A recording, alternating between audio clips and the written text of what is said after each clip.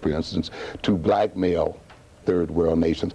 But beside that, how is it using the communications network so that nations and African nations, for instance, and other nations of the world will be flooded by English-oriented programs, European-oriented programs, again, maintaining the European position and educating our people in the European position. Is it any accident that no black man has gone to the moon, etc.?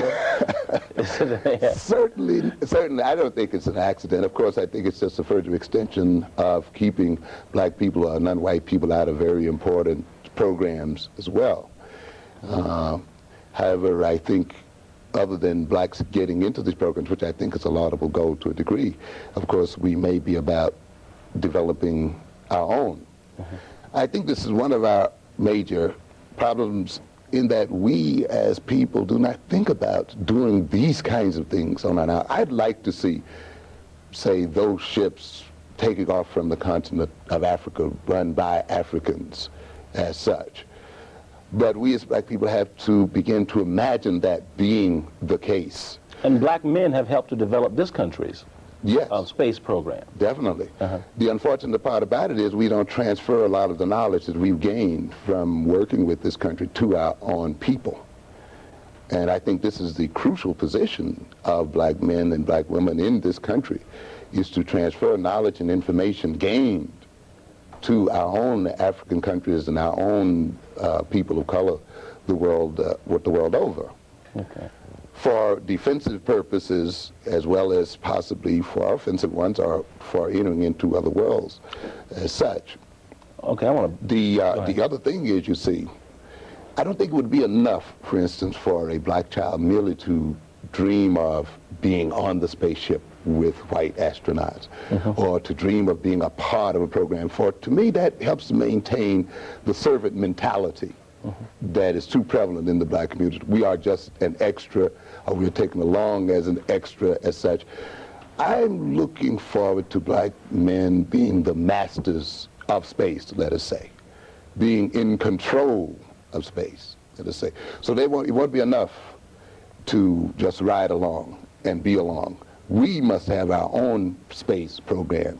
We must explore our moons and the other sides of the world, because it is only out of mastery and the desire for mastery and what may be a very bad word, the desire for power, that mental growth takes place, you see.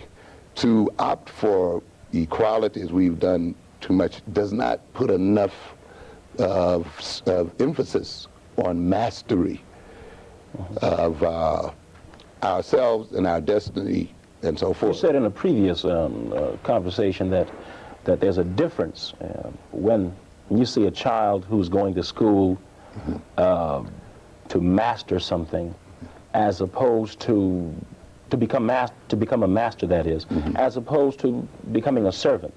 What is the difference in the child?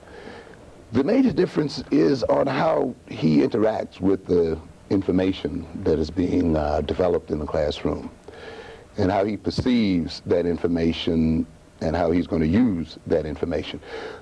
To a good extent, a person who's not headed for mastery, let us say, essentially is interested in learning what as against how, you see. And to a great extent, then, his approach to knowledge is passive. And he's more or less, he becomes more interested in memorizing and remembering what is told him. And he's learning more to take orders than he is to give orders, you see.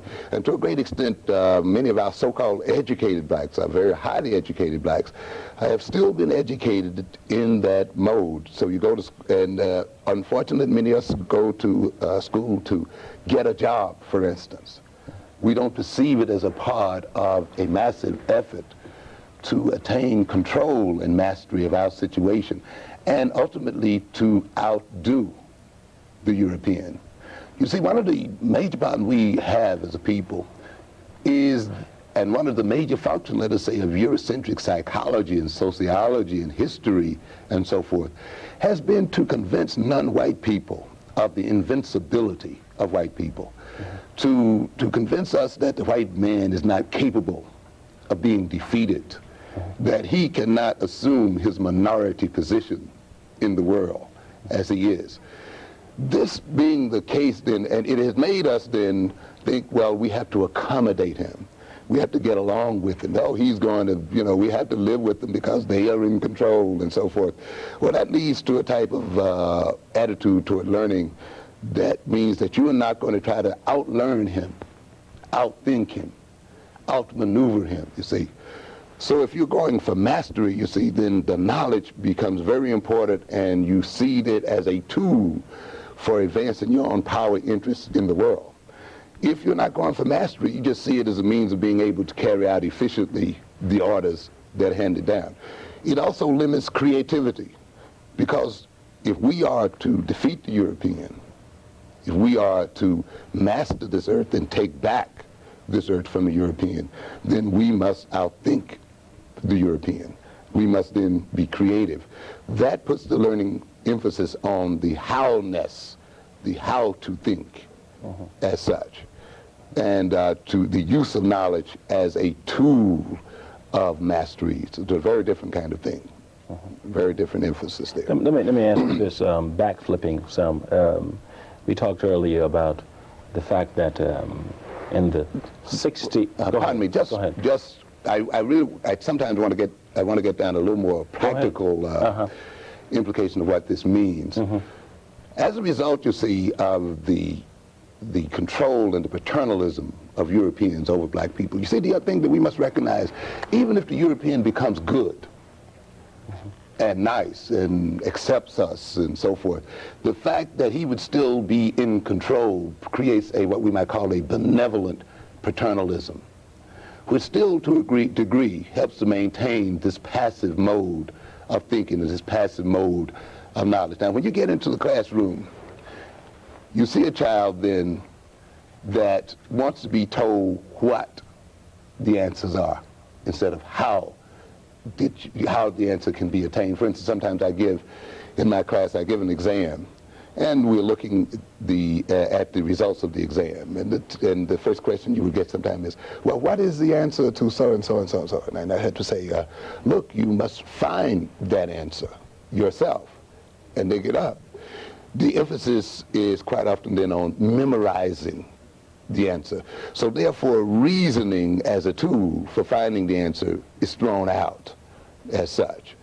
And the child then is handicapped in that if he has not memorized the answer, then he fails the exam because he either knows the answer or does not know the answer. You get what we call one-shot thinking. You see, I'll shoot and guess at the answer. Quite often, it gets into a kind of thinking that depends upon personal feelings. Often I find in my classroom, which is predominantly black, sometimes that I have to get the students to separate personal feelings and hunches from dealing with a problem as a problem that is susceptible to reason, not as a problem that has an emotional attachment to it as such. But you see, when you remove reason and sequential thinking and active attacking of a problem as the mode of approach, then the person is thrown back on memorizing, on guessing, on going with impulses, and on being unsystematic in their approach to knowledge, upon waiting for someone else to give the answer. So what you see quite often with the black child in the classroom is somewhat of a miniature reflection of the orientation of black adults to white people. For instance, to a great extent, black people look at Reagan as some kind of white daddy, and we see this kind of business, please, in a sense, Daddy Reagan, don't do this, or we're waiting for Daddy Kennedy to come back into the White House. And rarely do we hear a discussion about what are we as black adults going to do to solve our problem. You see, this is communicated to our children, and it's communicated in a way that they too wait for the answer. Blacks think that we've been misled by our leadership, for instance. They think that we can consume our way into equality. and sees equality as an equality of materials. So if I have the same car as a white person, if I have the same house as a white person, you know, a similar job, then I'm equal. But you cannot consume yourself into equality. You must produce yourself into equality, and you move into equality and beyond by productive thinking. Because as long as you're consuming knowledge or you're consuming materials, the guy who is giving it to you or selling it to you is producing at the same time, which means that you never catch up with him because he's always 2 or 3 steps ahead of you. To a good extent, many of our students go into schools, college as well as secondary levels, consuming, and their minds are not being developed to produce the true means by which they will accomplish equality. Everything else is sham. Just at a personal note, when I was going to school, okay, at an illustrious college in this area, I found many of the European philosophies, concepts, etc., to be totally irrelevant to my position in the world. And in my effort to come up with some kind of Afrocentric view, that I was stifled and, you know, received your C's and D's. And, how does a student, this is the question, how does a student who perceives that maybe Shakespeare, Milton, and these other people do not provide them with the crucial answers that they must find, how should they deal in this kind of environment? That's a pretty difficult question in the sense of the kind of control that's maintained in the environment. It sort of leads to what I might call sort of a subterfuge, where sometimes you have to produce, as the Bible verse says, give unto Caesar what Caesar's, and at the same time, though, develop your own. Meaning that the black student quite often is placed in the position of having to regurgitate to his instructors what it is they see as important, while at the same time, outside of that sphere, developing his or her own knowledge through his or her own self-instruction as such. The other facet related to that is, I don't know whether we should really depend upon the European-oriented university to provide us with our cultural education. This is not European I'm talking about. but many black institutions are European. Oh, okay, yeah, all right. Very European-oriented. Go ahead. As such. And the problem is, you have in many instances with the so-called many black professors is the fact that they essentially are representatives of the European point of view. And the only philosophies and orientation they too have learned have been those philosophies and orientation. I think it means that quite often then, if the student's job that was begun in the 60s, where we established African studies and black studies program, has to be completed in the sense where these programs are not just mere electives or things you do while you have nothing else to do. They should be required, in a sense, for black students, and they should, in a sense, be the very first programs that a black student takes. Why is Milton why is, say, Shakespeare more important than Langston Hughes or James Baldwin? Somebody, why is that? Because the Europeans perceive themselves as more important than non-white people, and it justifies their so-called superior position as such. It maintains and it helps to maintain the so-called unimportance of non-white people as such, and Hughes belonging to that category would not be permitted to be elevated there. It helps to maintain, of course, the power relationship as such, and to also build in values in the black student, to value what is not his as being more important, which then focuses his attentions and energies on what is European. In the sense, it helps to maintain what I call that hypnotized state as such. See, I don't see them as being valuable in the sense of teaching more providing more knowledge. I see them as a part of the mechanism for maintaining a system of controls, and which is maintained not so much by knowledge but by the refocusing of attention, the maintaining, and by the establishment and building in of values.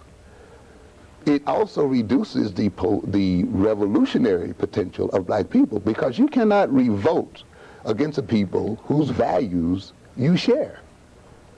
And therefore, it makes the educated black, were he educated along Afrocentric lines and along philosophies that were very distinct and different from European philosophy, that would set him up then to actually then rebel against Eurocentric psychology and philosophy as such.